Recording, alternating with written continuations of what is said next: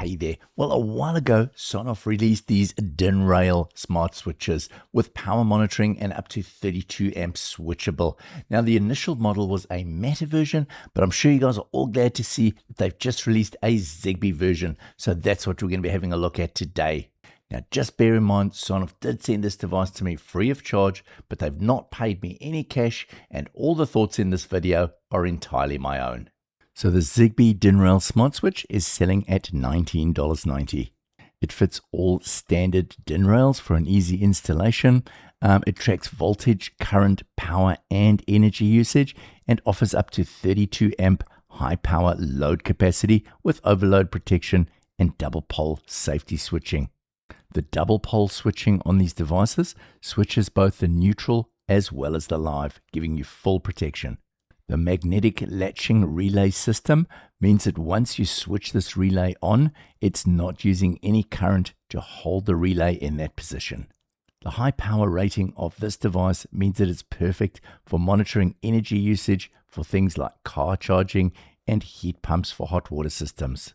Comes neatly packed in the standard orange Sonoff boxing. Inside of the device, we've got some basic instructions, and then we've got the DIN rail device itself.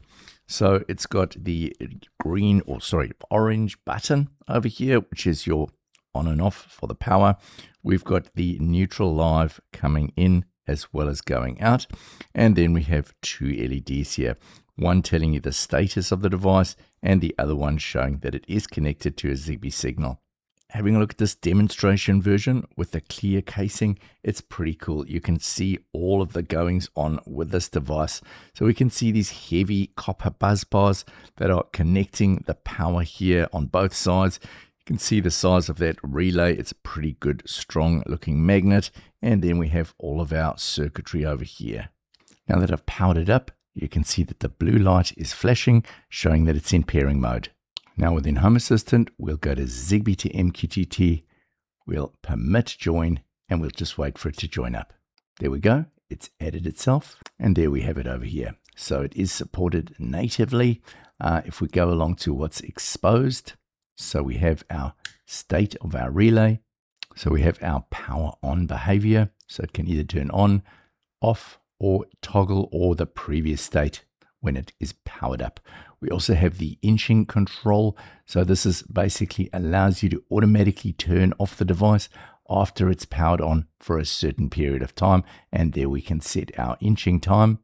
We have our network indicator. So this allows us to either turn that little blue light on and off.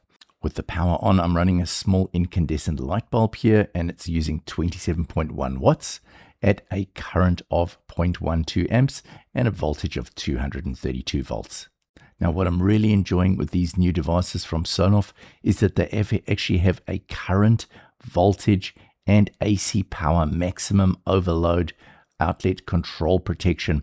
So this means that if your device starts using over a certain amount of current or the voltage goes over a certain level, you can automatically set it and it will automatically switch the relay off.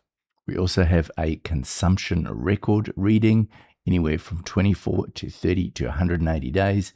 And we have a clear history button and our link quality. As you can see, mine is quite a distance away from the Zigbee router at the moment. Now I've placed it back into pairing mode and we're hooking it up with ZHA.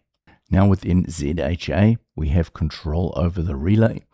We have our power. You can see here it's reporting as 26 watts and current of 0.11 of an amp.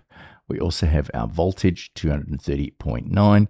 We have a power on behavior, but none of the other additional items that we did have within ZHA. So in summary, I do like these DIN rail devices from Sonoff. I really like the idea that you can control those high current devices and also get those energy readings back from them. Let us know what you think. Are you using any of these smart DIN rail switches? And if you've liked this video, please like and subscribe, and I'll see you in the next one. Bye for now.